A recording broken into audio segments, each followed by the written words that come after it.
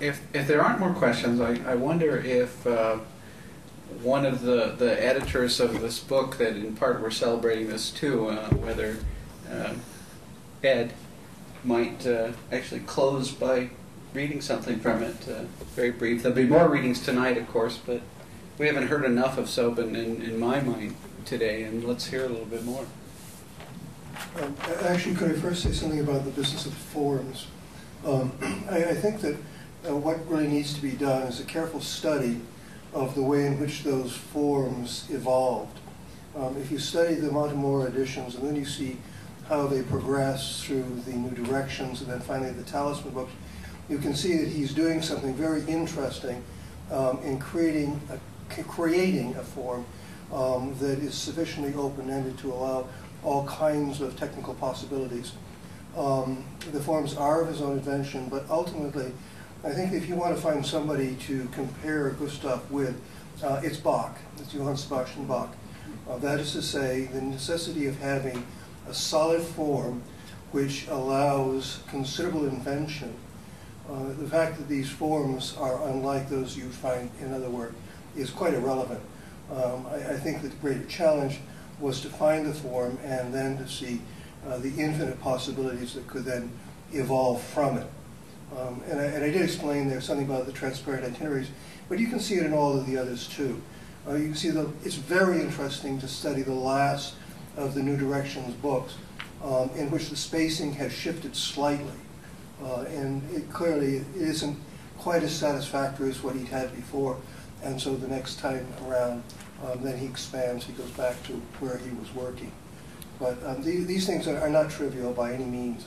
I think ultimately he is a formalist after all. And to deny that is simply to miss the point. But within the form, then the invention is just absolutely incredible. What he does in perfection of the sound, the movement, the tone, and so forth. I don't think there's anyone of his generation who had that capacity. So, let me add a footnote to that. Speaking not of forms of poetry or literature, but forms of presentation.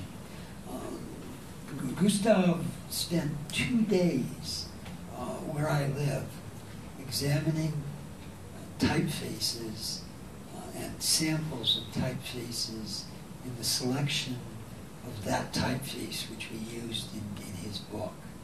And then, of course, he said, we ended up publishing the book entirely in italics. And Gustaf said, I want the typographic presentation to mimic the voice, the poetic voice, which is that of a whisper.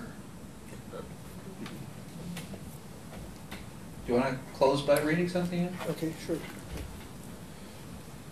Yeah, and I can confirm that too, the business of typefaces. It was astonishing to go through one after the other, and then finally he would say, yes, that's right.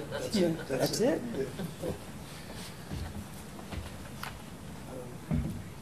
Take it, something from the last of the poems that he did in the octave. Yes. An exercise in the Orphic.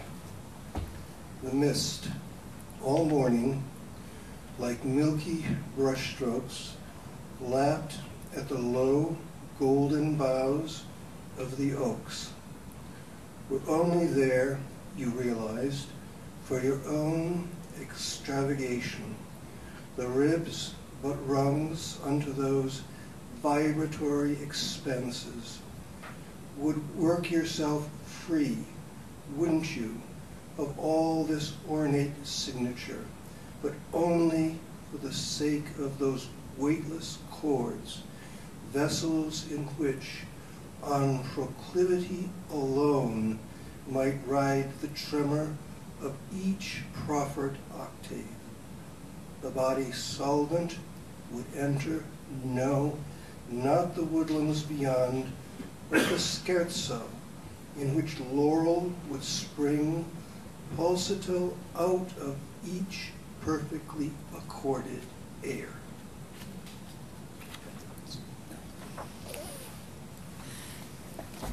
Thank you all panelists, and thank all of you for coming.